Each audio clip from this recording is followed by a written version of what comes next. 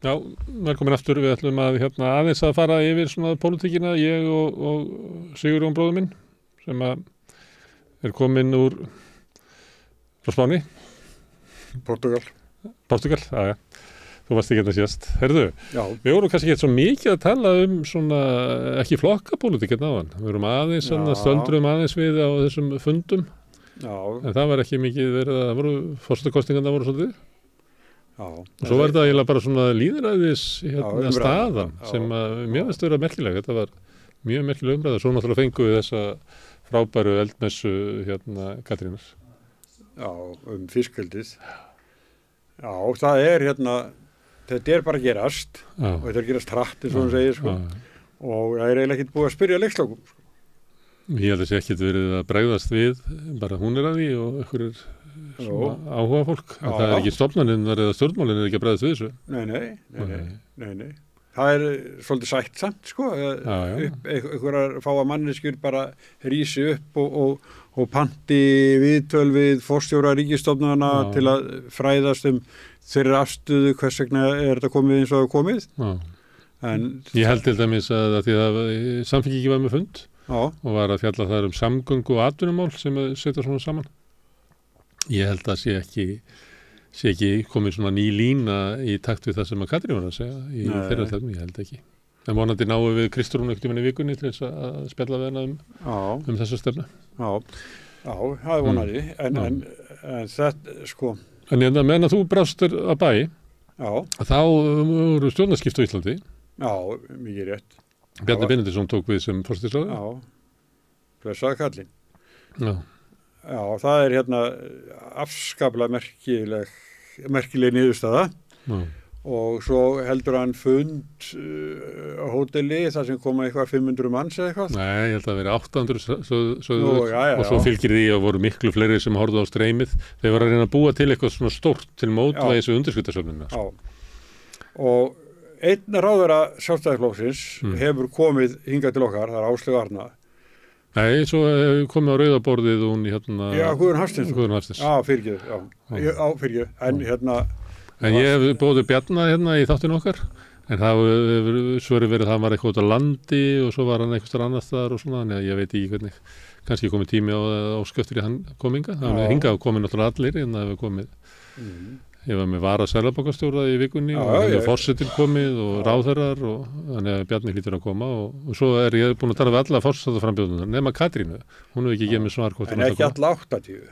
Nei, sem að ég tala. Já, það er náðu undirskriftum. Já, svona það eru 8. Ég er búin að tala við þau öll nema Katrínu og svo svona eru þarna eins og Helga Þórisdóttir og Ásdís Rán sem er ekki búin að safna en ég er búin að tala við en ég er svona að reikna með að Steinu Ólína?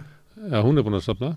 Ég er búin að tala við hana. Já, er hún búin að safna? Hún er búin að safna. Já, auðvitað. Hún var ágætt svar hjá henni held ég á föstudaginn þar sem að hún hafði ringt í hann og spurt svona, já, ég er löngu búin að safna. Ég bara leiti ekki svo á að þetta var eitthvað svona keppnu hverju fljótastur að safna. Þú manst hvernig það var með Baldur og Jón Gnarr og Katrín voru í þessu.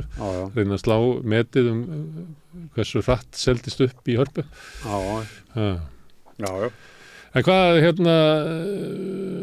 Bjarni?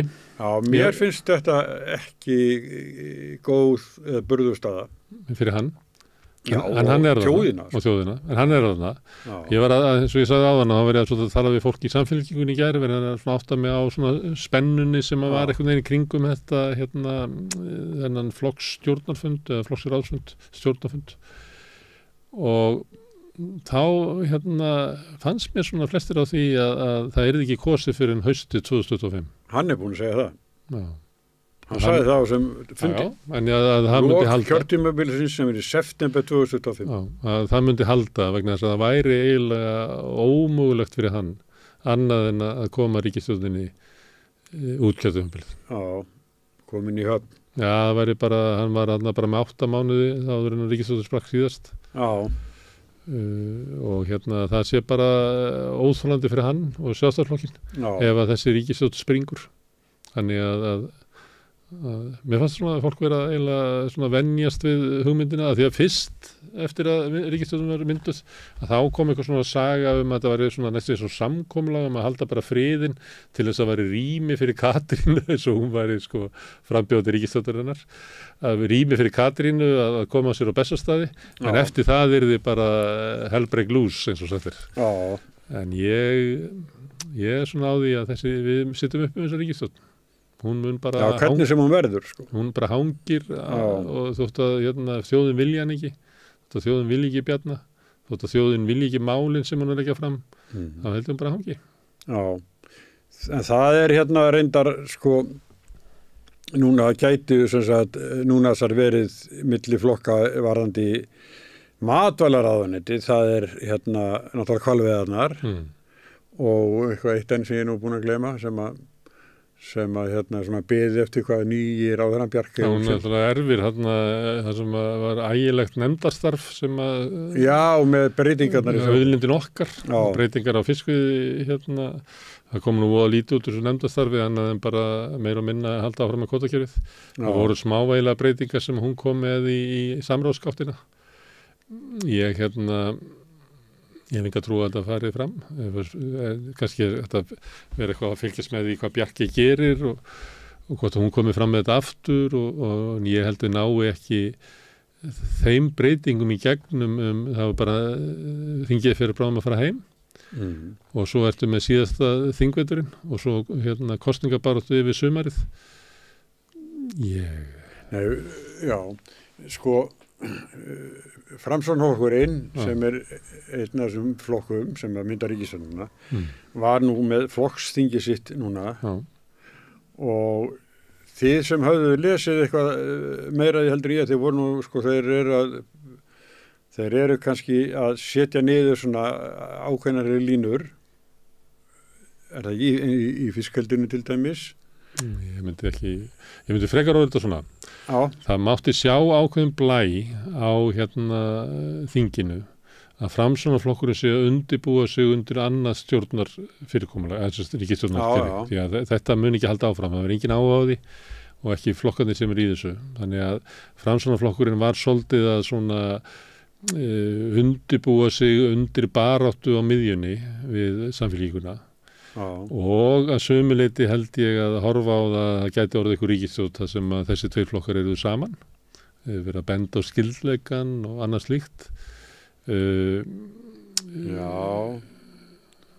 ég held að sko Framsóknarflokkurinn þú ert með annars vegar eftir með hægra megin það ertu með Sjálfstæðisflokkin og Miðflokkin sem ætla að fara í samkeppni sömu atkvæðin og þetta er svo kannski svona 30% pottur sem er þarna Flokkur fólksins Já, sem að skransar alltaf inn í það en sækir svona á önnur mið heldur en að sko Sjálfstæðisflokkurinn og Miðflokkurinn á til að öðru leyti en ég veit ekki af hverju Flokkur fólksins vill alltaf vera með sömu stefnu og Miðflokkurinn og Sjálfstæðisflokkurinn í innflytjendamálum. Mér finnst einhvern veginn í málflokkunum að þau telji það að hver króna sem fari í flóttafólk eða hælisleitendur sé tekin af öryrkjum eða atvinnulausum.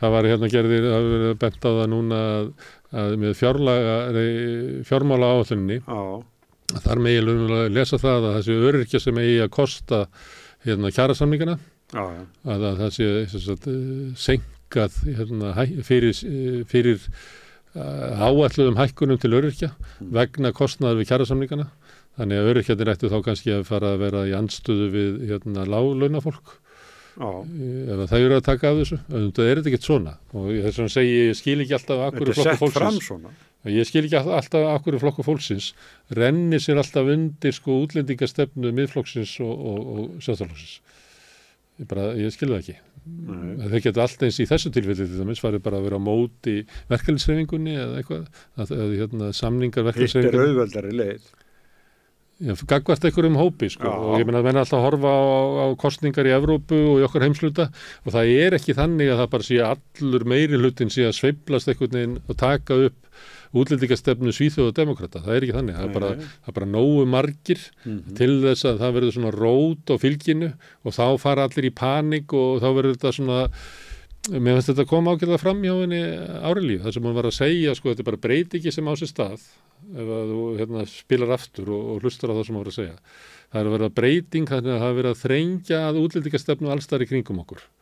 Og þess vegna verður við að fylgja á eftir. Það er að verða svona almennur bara sensus í okkar heimsluta að það er búið að beygja sig undir kröfur svíþjóðademokrata og frelsisflokksins í Hollandi og Le Pen í Frakklandi að þetta, þessi framtíð Evrópu er það að hafa þrengjað innflytjendum. Við fórum síðan yfir það að þetta er eiginlega dauðadómur fyrir Evrópu ef hún gerir þetta. En þetta er svona stefnan sem er. Og þetta hljómaði þegar hún var að tala. Það hugsaði, svona, mannst ekki eftir svona fyrir kannski 30 árum, að þá var umræðan það að við erum að lækka skatta til fyrirtækja. Að það fór einhver að byrja á því að lækka skatta til fyrirtækja og þá eru það allir að gera það því annars færu öll fyrirtæki sem eru á Íslandi til Luxemburgar eða eitthvað svoleiðis. Þannig að nú er komið bara kapplöp niður á botnin bæði í milli landa hver er með hörðustu innflytjendastefnuna að því að það virðist virka innanlands í öllu löndum að segja við verðum ekki að hafa jafnt þröngt og bara hinir og svo er þetta bottlust eins og Danir hafa verið að þrengja útlendingalögin í meira en 20 ár og þetta er bottlust. Það er því að þetta virkar aldrei neitt, þú ætti bara að þrengja meira og meira að því þetta er fyrst og fremst notað sem svona tákgrænt tal en þetta tengist ekkert veikingu innviðana, þetta tengist ekkert veikingu efnahagslífsins eða ríkisútgjaldana eða framlaga til öryrkja eða neitt svoleiðis, þetta tengist ekki því. Þetta er bara notað til þess að benda á einhverja sök á ástandinu sem það er. Og þar alveg er þetta alveg botlaust, það er bara að þú herðir og það virkaði ekki herðingin hjá þér í fyrra, en þá verður bara að herða meira og þannig verður þetta. Þannig við erum komin í okkar heimsluta í eitthvað svona kapplöp niður á botnin í þessum málum. Svo kannski vanti fólkið? Sem vantar svo fólkið, Þannig að það er engin, mér finnst það ágætis umræða sem var það sem bara er að horfa aðeins lengar fram í tíman og hvað þurfum við að gera? Við þurfum að laða hinga fólk, ef við ætlum að bara geta verið í samkeppni og haldi áfram að hafa hér öflugt efnahagslíf.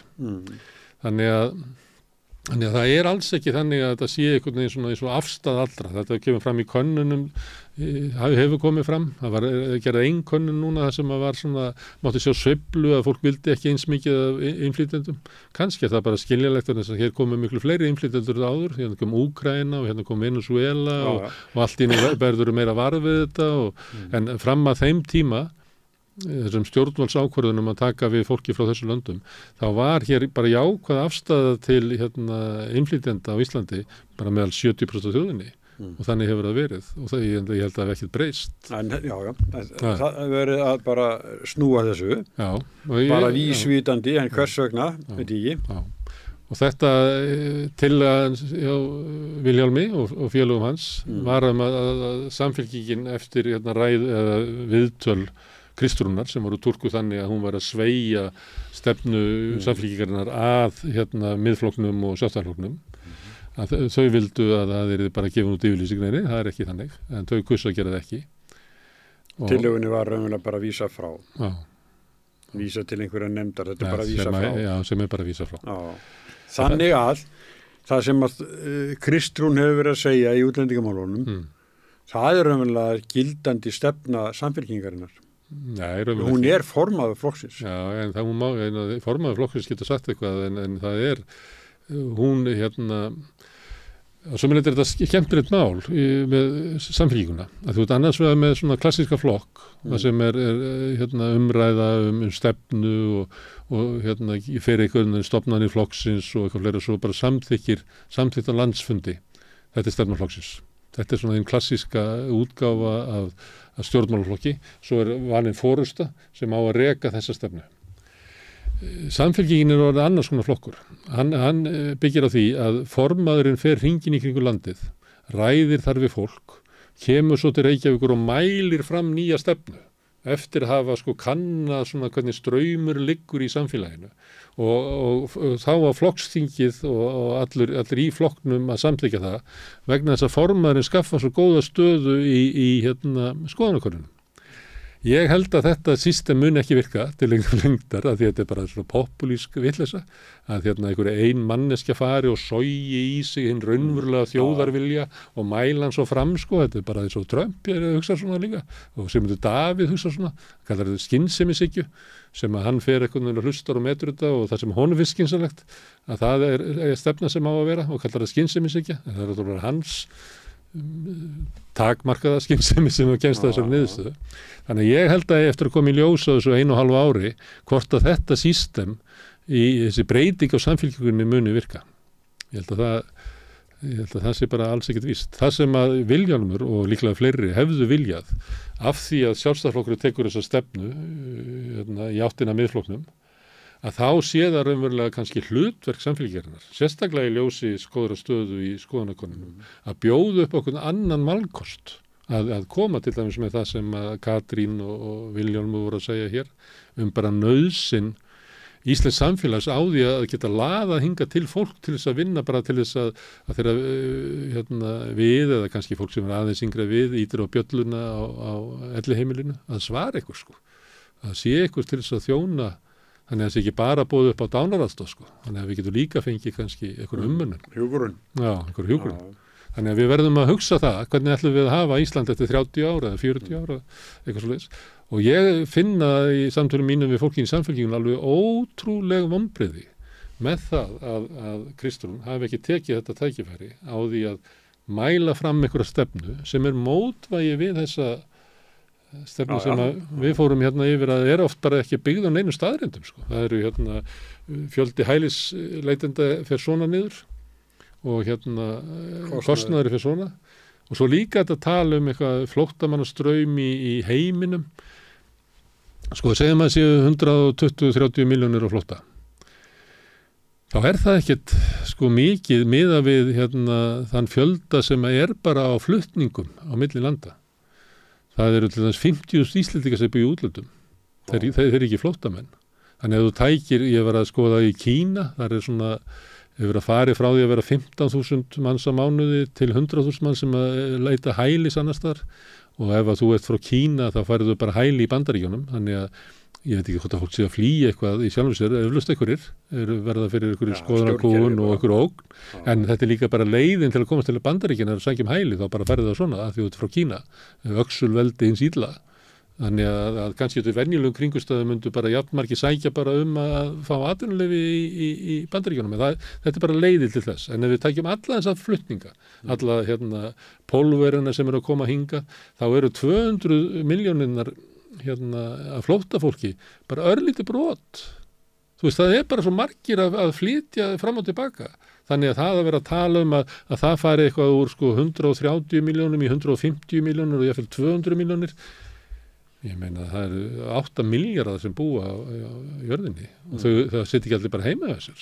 Nei, en svo verður líka gáð því að við erum kannski megum fagna gott fólk vil koma til okkar. Við erum einu sinni kaldasta land í Evrópu. Já. Mjög kalt voru núna. Já. Það er bjart og fallegt en það er vindur eins og kaldur. Já, en það er ég segi við erum ekki svona, þegar fólk skoðar hvert það ætti að fara, þá náttúrulega höfum við mínusa. Já, við höfum líka marga kosti, þetta getur orðið frábært samfélagi okkur, við erum rík þjóð, fámenn þjóð í stóru landi með gríðarlega auðlindir. Höfum tækifæri til þess að byggja hér upp stórkostlegt samfélag en það er ekki margir sem að velja að fresta gjafina hér, það er bara það. En ég held samt sem áður, við höfum skoðanakannar núna að eftir kosningarnar í september 2025 þá verði augljóst tveggja-flokkastjórn. Sjálfstæðisflokks og Samfylkingar. Ég held að náði ekki Sjálfstæðisflokkurinn er á veikur þá veitir ég að segja Nei, ég veit það. Þá tekur, ef að segjum að Sjálfstæðisflokkur sem 8% og þú segir að ná upp í 24 eða eitthvað, þá er það líklegt að það komi frá Samfylkingunni, það kemst ekki annars þar. Ég ætla að ég held að þau séu bara með svona 40 og 5-48% í könnunum svona undanfæri. 48% getur alveg duga til að verði hvernig þetta... Já, vegna þess að það vantar uppbótarmenn, það er nú eitt af því sem að þingið hefur ekki lagað, sem að tengi svona stjórnarskránu og kosningalögum. að það er möguleiki. Að því að Sjálfstæðisflokkurinn og Framsókn hagnast á þessu systemis eins og þeir. Já, þannig var til þess ríkisstjórn Sigmundar og Bjarna, fekk svona mikið, held ég fengið sko 48, 49 en fengur bara góða meirihluta, að því að þau fengu svona atkvæði frá öðrum. Ég ótt að setja samt sko, að ef að verði möguleiki á því, að því gefnu, að þá verði augljóst að annars gæti orðið 5 blokkastjórn sko.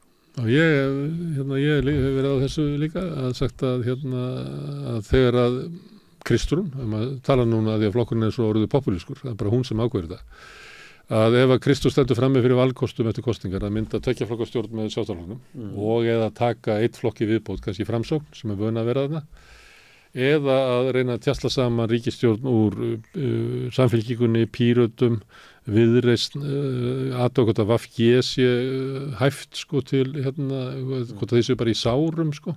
Það var eiginlega niðurstaðan þegar VG datt út úr borgarstjórnarsamstarfinu, að þau voru búin að tapa svo mikið í kosningum að þau bara gátu ekki verið í meirihluta. Hvað svo Framsókn, hvernig er stemmingin á því heimili? Þá ertu komið á þessi marga flokkar sko. Já, en þá ertu komin í stöðu eins og að síðast, að þegar þú kemur Framsókn inn í þetta, að þá er það Framsókn sem að ræður því hvort það verði vinstri stjórn, ekki að þessu flokkum er vinstri flokkar, eða hægri. Og síðast ákvað Sigurður Ingi að vilja hægri stjórn. Og ég sá ekki alveg svona. Og mér finnst Framsóknarflokkur Sigurðar Inga að vera næstuð í hægri sinnaðri heldur en Framsóknarflokkur Halldórs Ásgrímssonar. Hann er sko bara langt til hægri við Framsóknarflokk Steingríms Hermannssonar. Já. En það er sko... Kristrún er aldrei neitað. Hún er logi við ætlum ekki í ríkisstjórn með Sjálfstæðisflokknum. Já, það er líka, við áttum ekki von á því að vinstri líka reyni myndi gera það, reyndar vissu við svo sem fyrir kostningar að var búið að plana þetta sko. Þau sögðu 2016, sagði meðal annars Svandís, það stundu verið að dreifis aftur, þá sagði hún að við aldrei, en svo var kostið 2017, þá gerðu þau það. En Logi sagði í allavega einum kostningum ef ekki 2 að þau myndu ekki mynda ríkisstjórn með Sjálfstæðisflokknum, svo er skiptu formann og sá formaður hefur aldrei hafnað því að... Ekki tala svona skýrt, nei. Er þetta verða bara fínt hjá okkur eigi? Sveitur Rúnar, þú ætlar að tala af hann? Já, nú ætlum við að fara til Gaza, það er á næsta laugardag. Þá er hálft ár liði frá innrás Ísrael inn á Gaza og síðan hefur verið í 6 mánuði þjóðarmorðarna, fyrst með blessun eiginlega stjórnvalda á öllum Vesturlöndum og helstu stofnunum og meðal annars miklu stuðning íslenska stjórnvalda. Það var eitthvað aðeins dregið úr því að undanförnum. En þetta er náttúrulega 6 mánuðir af algjörum hryllingi og svona sömuleyti að því að við viljum ekki verða samduna og hætta að fjalla Palestínu og þetta er líklega það merkilegsta sem á sér stað í heiminu núna, að það er þjóðarmorð með svona blessun Bandaríkjamanna og eiginlega stjórnvalda á Vesturlöndum í mikilli andstöðu og vaxandi andstöðu almennings. Það fannst mér vera sniðugt að fara að fá Svein Rúnar sem að þekkir þarna fólk sem að er í skiptir málið þarna, hefur oft farið þarna og fyrirverandi formaður félags Íslands Palestína. Það þekkir þetta vel, það var eiginlega út af því sem að mér langaði til þess að spjalla við hann, að fá svona einhverja nálægð í frásögnina. Ég ætla að hlusta. Ok. Og það er sem sagt eftir örskama stund, þá kemur Sveitur Rúnar Hauksson hingað og við ætlum að fara til Gaza. Með því að ganga í leigjendasamtökin styður þú baráttu leigjenda. Leigjendasamtökin eru fyrir öll þau sem vilja vinna að réttlæti og öryggi á húsnæðismarkaði. Leigjendasamtökin.is. Erfiðleikar heimila verkafólks hafa hríðversnað frá árinu 2021. 6 af hverjum 10 félögum í Eflingu eiga nú erfitt með að ná endum saman. Hvernig getum við réttlætt það? Efling stéttarfélag. Barátta fyrir betra lífi. Þarftu að tala af borgarfulltrúa. Borgarfulltrúar Sósíalistaflokksins eru með viðtalstíma alla mánudaga klukkan 13:30 til 14:30. Það þarf ekkert að bóka tíma, endilega kíkjum við í Bólholt 6, 105 Reykjavík.